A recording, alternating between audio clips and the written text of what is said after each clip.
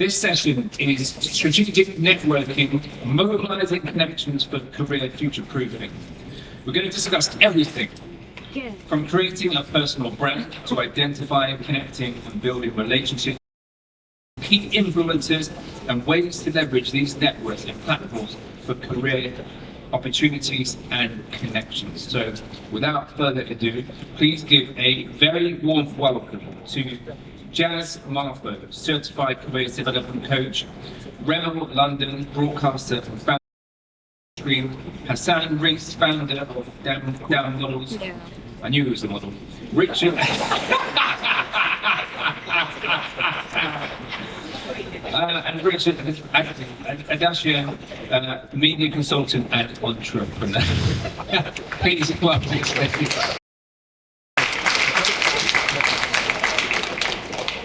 As soon as he walked in, I said, whenever look, you like one of my boys. I said, and he's a model. I said, he must be more than two, but he does. I wasn't wrong. Okay, thank you very much. Over to you. Amazing, thank you. I'm the daughter of a DJ, so when I grab a mic, there's always a temptation to go, mic check, 1, 2, 1, 2. Can everyone hear me? But I know you can. I am so excited for this session. I know as the host, you're not meant to just as pumped as the people in the audience, but what can I say? I'm a fan of everyone here and what they're going to bring. So we've got a few questions I'm going to dive into, and then as ever, use that QR code, be curious, be brave, be bold, ask the real questions. If we run out of time, track us down. Yeah, track us down. So I'm going to dive straight in on this topic with my first team, and I'm going to start off with Richard for this. I'm giving you a little primer, I'm going to bounce to you first. How can attendees strategically engage with industry leaders to accelerate their careers, tap into their network for key insights on emerging trends and opportunities? What I would say is that I'm probably a certain vintage, probably a lot older than a lot of you guys. And my thing is really about mindset. You can't actually be strategic networking without that mindset, and it's a winning mindset. That's critical. And you actually have to look at your own way of creating your lane, because that's critical. That is really critical. I mean, in my own experience, I've had multiple careers. I was a journalist, a broadcaster, etc. And so what I was able to do is to leverage my networks, because that's really what, like I said, I'm very old school. I was very good at leveraging my networks. You know, from newspapers, I edited 2 newspapers, was founding editor of another. And so when I went into those areas, I invested in myself. I think that's the key, because I think a lot of people kind of follow the crowd. And the most important thing is to create your own lane and stay in it. And you can actually create a lot of magic within your own lane. And what I did was I learned to back myself. I learned to invest in myself. That's kind of critical to the whole thing. And really, you drive your own narrative. You know, I spent the 90s visiting the United States. I became a member of the National Association of Black Journalists. I was the first Black British journalist to actually become a member. So what I did, I paid my way. I was working full time in newspapers. I took 5 days annual holiday, and every year for a decade, I'd travel to America. Yeah, paid my own way, networked the hell out of that place, you know, packed my 3 best suits, shirt and tie, the whole works, and I networked. And the beauty of it is, as soon as you open your mouth, that's your calling card. You know, you're a Black Brit in a sea of African Americans. And so what you do then, the key thing is actually recognizing the opportunity. And when people talk about the whole networking thing, it's different for everyone. Networking, to me, is different to you. And so my thing was actually, how do you convert those opportunities, those meetings, those networks? And that was something I ended up mastering. So when I went to these journalist conventions in the States, I ended up getting work. I ended up networking. I ended up being the London correspondent for BET Weekend magazine for 2 years. And so that was literally something where I met a woman. She was the editor of BET Weekend and then ABJ. And I said, look, if you're looking for a London guy, I'm your man. She said, hold that thought. She said, we're moving from New York to DC in that summer. And so I stayed in contact, kept that communication open. And when they'd moved, I was actually working on Windrush, the documentary for the BBC. I was program consultant on it. So I was working on that, but when they moved, I said, the best thing for me to do is to jump on a plane and come and see you. And that's what I did. Flew out on the Thursday, went and met her on the Friday, and she was very gracious, and she took me around the whole BET HQ, introduced me to everyone, including Robert Johnson, the main guy, founder of BET. And we never had a conversation about me being that London correspondent, but by the end of the day, she said to me, you need a contract. And she called HR, HR came in, and basically, for 2 years, I was their London correspondent. So, you know, for me, networking is about how you convert the opportunity. And I always talk about, it's not about honing your networking skills, it's about, we all have an antenna.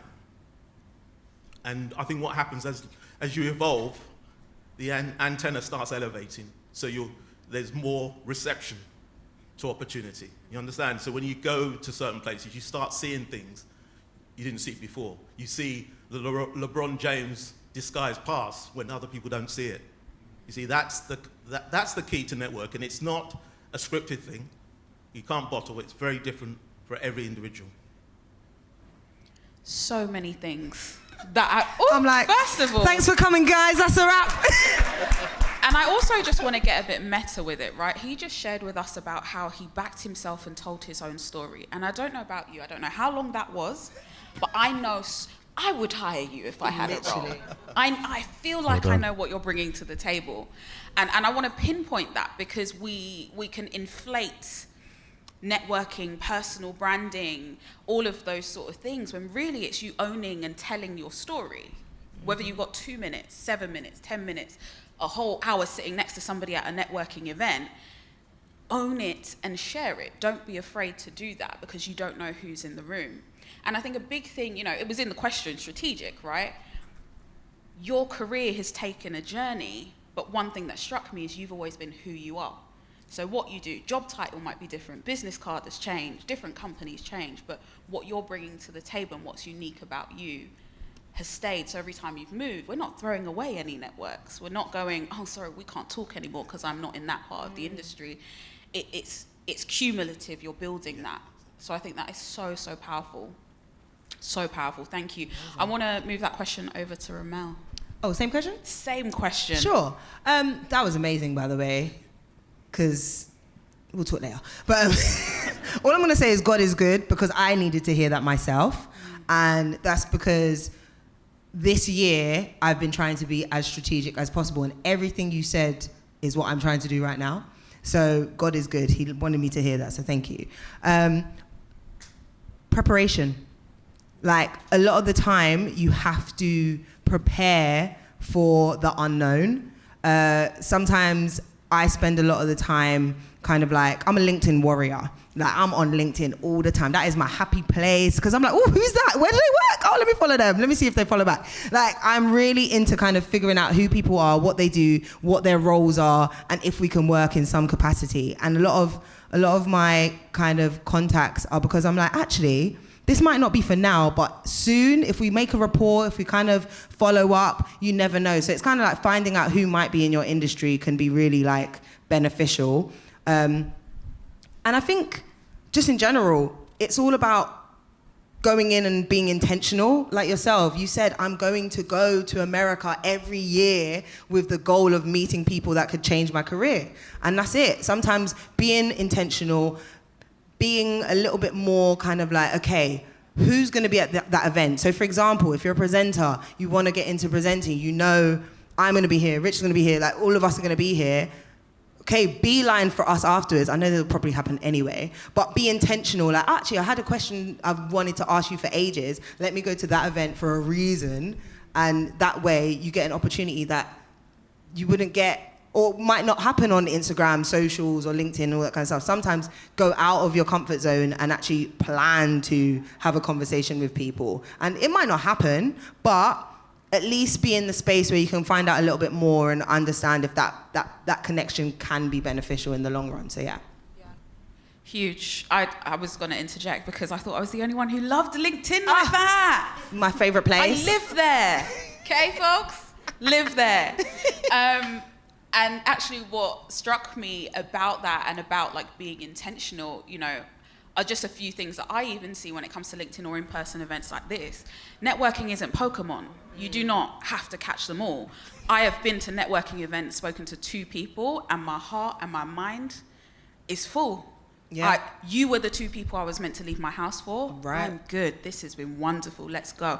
You can only know when your work is done when you've been intentional. You say you want to come here and find someone to collaborate with. You want to speak with, you know, 3 specific employers, right? And you want to build that relationship and have that conversation. That's what you get by being intentional. So don't think just because we say here, network, that it is that you connect with everyone. Big tip for everyone in this room. Some of you have already swapped LinkedIns with people. Drop a message with some context. It was great to sit next to you in this session. It was great to talk to you about me looking for a new role. It was great to learn about what you said. You connect with speakers. It was great to listen to you on the panel. Let's connect like humans. Because again, we then start a conversation that we never know where it may lead to. And at the very least, if in 5 years' time you slide in my DMs on LinkedIn, I'm gonna go, oh, we met at BYP. 100%. You must be cool. Yeah. You must be cool. Hassan, strategic networking, your tips, insight. Okay, I think it's very important to tell a story. I have no qualms in saying how I started and where it's got me. I actually have a criminology degree, but I now work in fashion. 8 years ago, September 2015, my dad was always like, Hassan, you're working 9 to 5, you do modeling part-time, but you need to do something. You know, what else are you gonna do? You're gonna buy a house, you're gonna start a clothing company, just do something. So I literally took 2 months off, and January 2016, I had the idea, and me and a friend, we launched our website March 2016, and here I am 8 years later. I have a database of about 200 models. I've worked with brands such as H&M, Facebook, Calvin Klein. I still do a lot of stuff. I work with Usain Bolt, worked with him for the past 12 years. So obviously 8 years has been a long time. And one thing that I've had continually, obviously, is consistency. Consistency is key. A couple of years ago, obviously, when we went through COVID, you know, we weren't even allowed to leave our houses. You can imagine how it affected, you know, my business. Because of shoots, they take place in studios, you know, so nothing was happening. But still, you know, I realized that I had to innovate, I had to create, and most of all, remain consistent. No matter what was going on, I knew that I was gonna continue. And we weren't making much money at the time. But, you know, in the back of my mind, I knew that this was just a down. You know, that's really something people need to hone in and understand, that business is not all about ups. You really have to take your downs. You really have to take your downs. But as long as you know at the end of the tunnel that there's light there, which even now I know. You know, we're doing well, but there's so much more I'm going to achieve. And if you heard what I said I'm going to achieve. Amen. There's no, you know, there's no doubts in my mind, you know? And again, maybe that brings me on to passion. I am so passionate about what I do. Literally, I was on this might sound funny, but I was on a camel 3 days ago, and emails were coming in, and I had my phone, we had reception. I was in Morocco, you can check it out. It's on my Instagram, there's a post about it, I'm not lying. And there's literally, I did a post and I said, emails are coming in and I'm responding. You know, I was in the desert on a camel, literally. Yeah, I know, the reception, God knows how it happened, but it was, yeah, you know. I'm so passionate. I'm obsessed with what I do. I'm obsessed with it. So I think whatever you're doing, you need to be obsessed. And people will see that. You know, your industry leaders, your contemporaries, your internal stakeholders, your external stakeholders, your staff, they will see that passion. And they can feed off that. You know, they will take your energy and use it to their advantage. And maybe this brings me on to another point, to be supportive. I think as black people, we struggle to support one another. I think, I don't know why, you know, you don't see this in other, I don't see this in other, I'm sorry, like for example, Indians, they support each other, they have, you know, shops everywhere, just on basic levels, but it's true. I don't think we should support each other. I don't think we support each other enough. Show love, show support, because when you do that, you don't realize that it can actually come around for you. It can benefit you. When you're showing support consistently, there's so many people that have shown me love throughout the 8 years that I've done this, and I remember each and every one of them. And if there's anything that I can do for them, I do it, whether it's an invite to an event, or, you know, an invite to one of my events, or an invite to a fashion show, I'll do it, because I remember, you know, just show love and support each other. And I'll reiterate, I don't know why, but we don't show each other enough love and support. And I think if we work together, we are so powerful as a community, as a culture, at the ethnicity. We are so powerful. I'm beginning to see it more, but the fact is it still exists, you know? Thank you. Thank you so much for bringing that up, because, you know, it's part of the conversation when it comes to networking. I've seen it both in entrepreneurial circles, but also within organizations.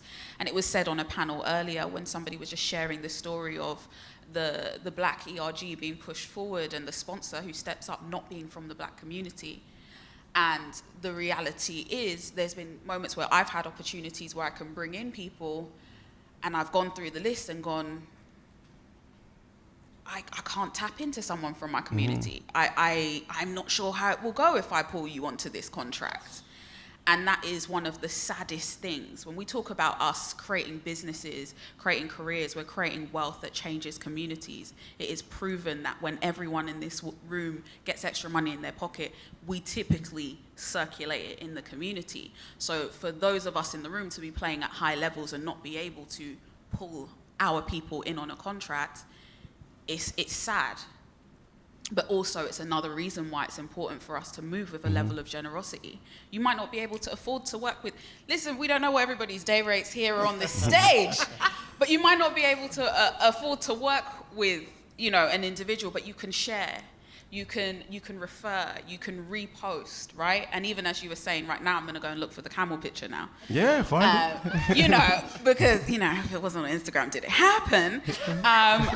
But, you know, that's another thing that's come into play when we think about being strategic. And I think a lot of people overlook the place of social media in building that know, like, and trust, that, you know, demonstrating that passion. So I want to bring that into a question for you, Remel, about how social media, and in fact, you know, I want to put you on the spot. I want you to tell us how you specifically have used social media to strategically build and expand your network and really be open to attract opportunities. Yeah, 100%. It kind of has to be a bit of a backstory about my journey. I graduated from uni in 2010, studying broadcast journalism.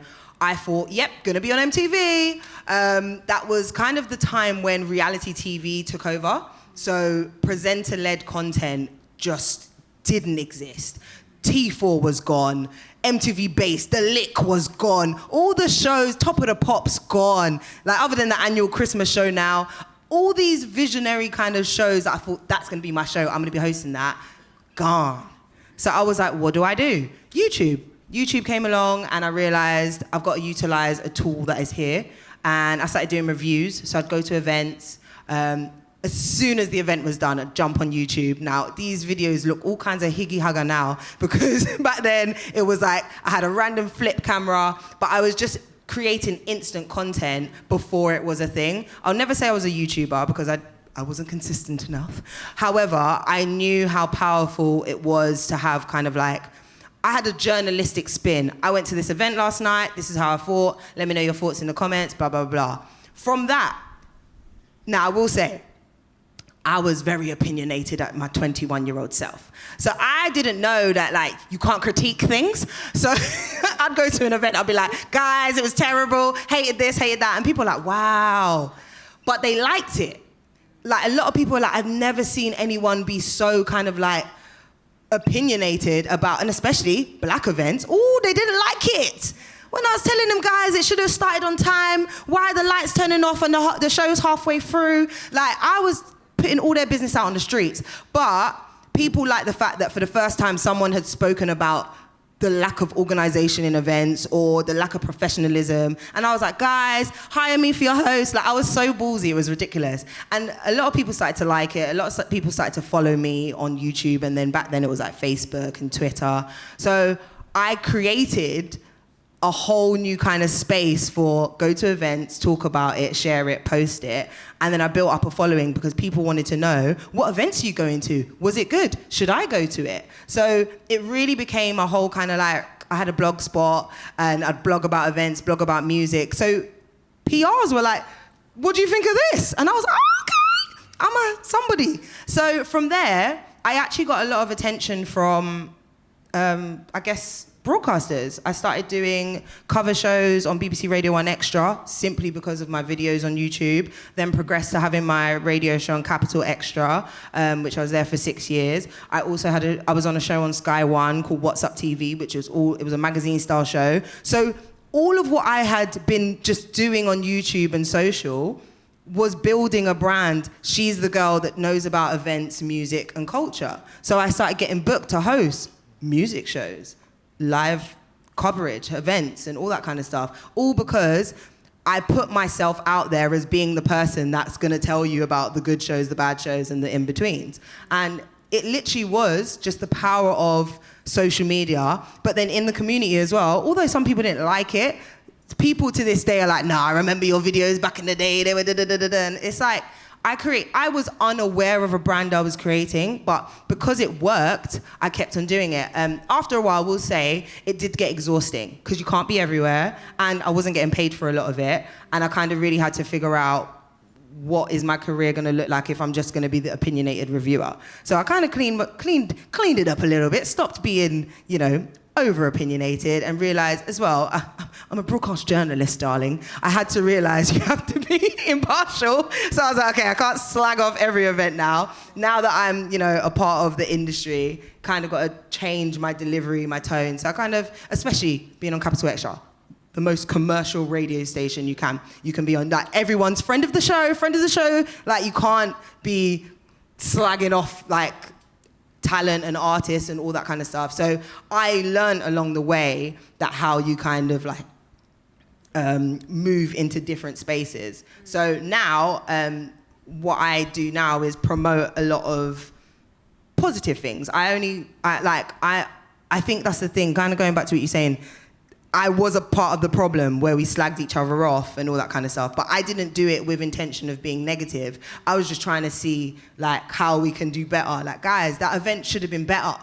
And there's a in-between, because every year the MOBO Awards comes on and it's like one of the longest running events there is. Everyone's slagging it off, but no, it's the longest running black event there is. Like, please do try and support it. Like, there's two sides to it. You can give critique, but you also need to support at the same time. Like, don't turn your back on your people as well, because they're trying. So I learned along the way that you have to kind of like find that middle ground of helping. Yeah. So instead of critiquing, now a lot of the time I try and support events, support brands. I created the Mainstream, which is now my digital media platform, where we now cover events and we cover the good. So if evolution. I know, right? We only go to events that we like. We only shine a spotlight on talent that we support. And I had to learn that out the hard way and get all the bruises from, like, thank God it was before cancel culture, but I would have been cancelled, but I almost was. But don't go back too far. But I've learned that we need to share the positive as much as possible, and that's what I use my socials for as much as possible. And going back to what you were saying about, being that in between, I went to Essence Fest this summer, And it was like the best experience of my life, being in a space where black people can celebrate every industry, whether it's politics, media, fashion, beauty, everything. And I covered it for the mainstream. And that's my goal moving forward. I want to continue to bridge that gap between the US and the UK, where they can come over here and see what events are happening because they looked on the mainstream, obviously. And then we go over there and document it for our black Brits here so we can get a piece of it as well. So, yeah. Huge. And there's so much in what the story that you've told, because really it's a story of authenticity and you finding your voice. So you use social media to be authentically you. Another thing I want to point out for the audience is you said events, music, culture. 3 things. Word association. If you don't have your own word association, people are making it for you, right? So if you're not being intentional about what you want people to associate you with, they will associate you with anything. Now, are they associating you with being the person who makes the tea or the person with ideas? It's up to you, but you have to be really intentional about that. So thank you so much for sharing that. And also, again, similar to what Richard did, what you've all done, you're exemplifying how do we tell our stories as part of this strategic networking journey that is going to be lifelong. So we're going to jump into some questions now. Yes, so we've had one question that's come in that I think is relevant to this event, and that is, how do you leverage your network without seeming like you are just using people? Woo. Richard's about to jump out of the seat. Go for it. What I would say, I mean, I think there's layers of networking. And what I've got to a stage in my career where I've created an ecosystem, basically, of it's a community. I got that from the States, to be honest. I saw how they collabed with each other. And so what I've done is my authentic self, basically, that's it. I mean, basically, people plug into me because actually I've been doing what I've been doing for 40 years. So I know a lot of people. I've got a very impressive black book, but the key thing is not being precious with your networks and tapping into people who are like-minded. So I think that's a key part of my journey, is actually leveraging your network, but actually cross-fertilization. That's kind of critical to the whole thing. And really, I'm a storyteller. All my stuff is going to be stories. I've worked with some amazing people. I've been very fortunate, but a lot of it I've created myself. I could spend 2 hours, but I can give you a snapshot. I worked, I don't know if you remember, Cat on a Hot Tin Roof, the West End show, James Earl Jones. So I can tell you that was a networking opportunity. I was literally working in Brick Lane, Truman Building. A colleague of mine had an intern, and she was an African-American woman. She was here doing a master's at King's, and she was working for the mayor's office in culture. And my mate said, oh, join me for lunch, I've got my intern. So I met the intern, we got chatting. I said, look, this is what I do, blah, blah, blah. And not long after, she reached out to me, said, oh, I'm from Philadelphia. I've got a friend from Philadelphia who's actually putting on Cat on a Hot Tin Roof on Broadway. Terrence Howard, Anika, Ani Rose, all Felicia Rashad, the whole 9 yards. And when I told her what I did, she said, I'm going to speak to my guy, because I knew him from Philly. We grew up together. And so she said to him, look, if you're coming to London, because they were looking to bring it to the West End. So if you're coming to London, you need to meet me, basically. So she set up a transatlantic call. I spoke to them. He said, oh, we're coming into town. We're starting to cast. We're looking at our venue, etc. And then they asked me, said, oh, is there anything happening in London? And again, this is about your networks, because I'm good friends with Mike Aboda, Powerlist. Good friend, we worked in newspapers. And I knew that was critical in terms of I could leverage my brand. That's my personal brand. So they basically said, okay, great. So they flew in on the morning of the event, which was, back then, was an evening reception. It wasn't a sit-down dinner. And I'd called up Mike and said, I've got these guys coming into town, blah, and can you get them in? So the beauty of that was I knew everyone would be there. This is the Power List. Everyone was going to be under that roof. And so when I literally introduced the production people to everyone, from Kanye King to, all the faces were there. And the beauty of it was that Kanye said, oh, you're in good hands. Richard knows everybody. That sealed the deal.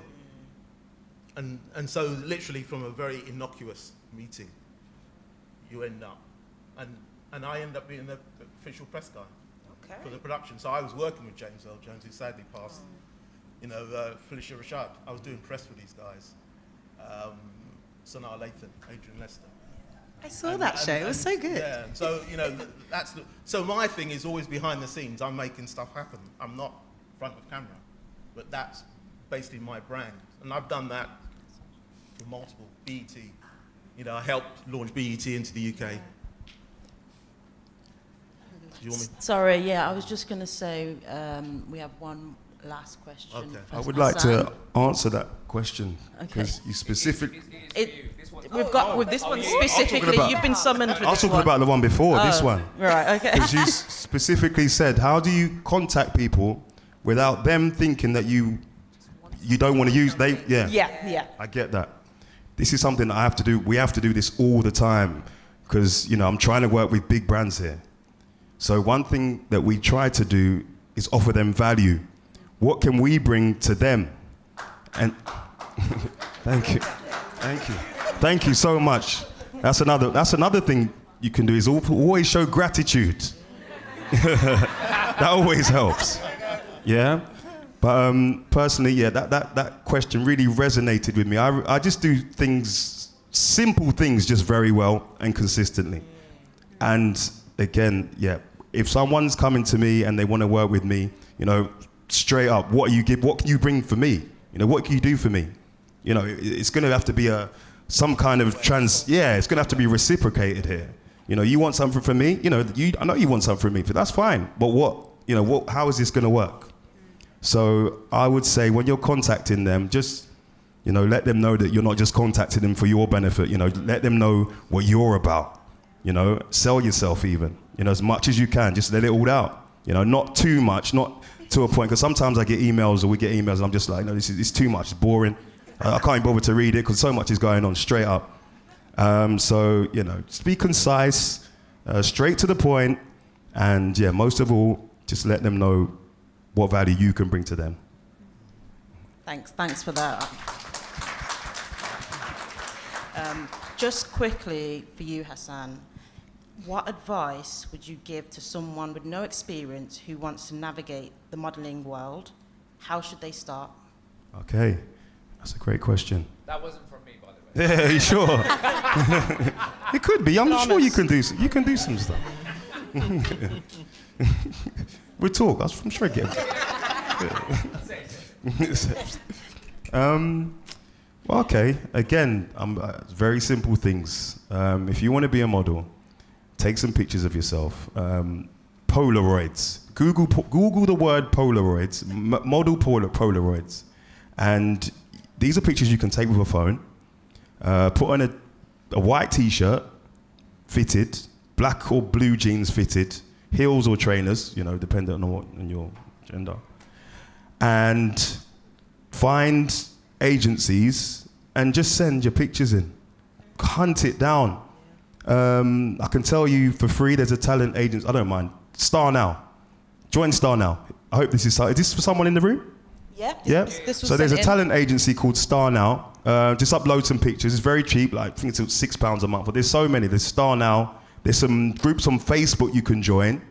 But if in terms of big levels, if you truly believe that you can do this, you contact me if you want.